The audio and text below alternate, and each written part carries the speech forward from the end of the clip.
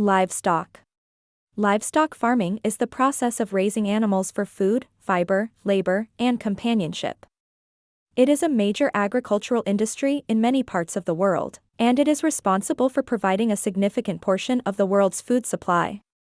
There are many different types of livestock farming, and the specific animals that are raised vary depending on the climate, the availability of land and water, and the market demand. Some of the most common types of livestock farming include poultry farming.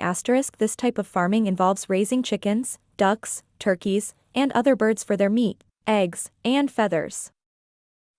Dairy farming. This type of farming involves raising cows, goats, sheep, and other animals for their milk.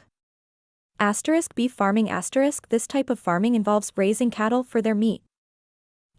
Sheep farming. This type of farming involves raising sheep for their wool, meat, and milk. Pig farming. This type of farming involves raising pigs for their meat. Livestock farming can be a profitable business, but it is important to do your research and plan carefully before you get started. There are many factors to consider, such as the cost of land, feed, and equipment, as well as the availability of labor. You will also need to develop a marketing plan to ensure that you can sell your products.